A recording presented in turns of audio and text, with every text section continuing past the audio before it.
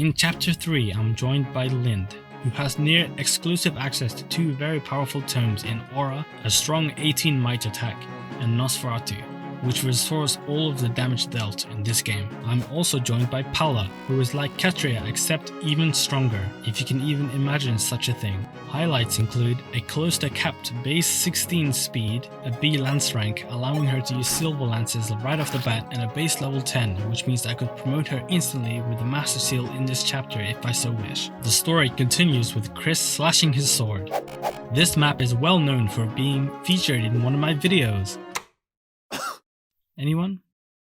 No? To recruit all of the characters, Marth needs to walk in a clockwise direction around the entire length of the map before seizing the throne near the center. To make this more annoying, Draconites with linked AI are spread across the map that can quickly surround and kill player units if they're triggered too early. I'll leave a small team at the start point to handle the Draconites and send Chris, Katria and Aaron to chaperone Marth. Palla herself starts separated from the main group, and if she attracts the Draconites, she will die very quickly, so I carefully maneuver her to safety, making sure to block the Cavalier reinforcements when I can.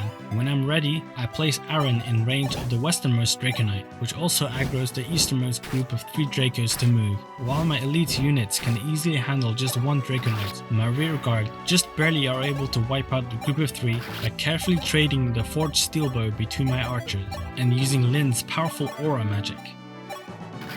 I do the same with the second wave of Draconites. Along the way I recruit Cord for his weapons, and Julian for his lore dump.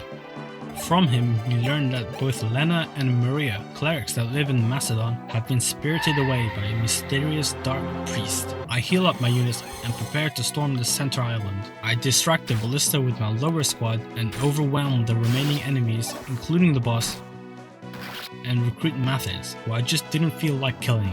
When the boss dies, he drops the Taurus shard, which is one of the 12 pieces of the Star Sphere, which has been shattered and spread across the world. In the original FE3, Star Shards would boost your unit's growth rates, with Taurus in particular giving a plus 5% boost to every stat. But in this game, Star Shards increase your base stats by a small amount, which instead provide an immediate power boost. At the end of the chapter, we learn that Minerva is nowhere to be found, as she's been whisked away by Mikalis. Lang arrives and it tells us that his castle has been griefed by Ogma. Oh, my house! We managed to rescue the Grustian royal children and escape to Macedon, and orders us to recapture them. Marth refuses, which angers Lang, and Jagan responds by challenging him to 1v1 duel to the death.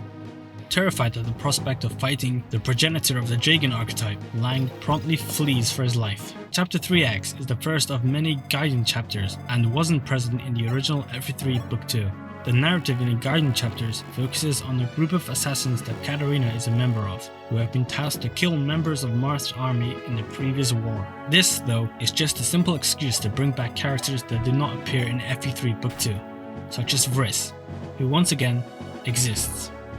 This map is extremely small and doesn't feature many enemies, so I don't particularly feel like talking about it very much. Vriss starts deep in enemy territory, but if you play fast, you should have no chance of dying. I deploy my strongest units and steamroll the map with no trouble whatsoever.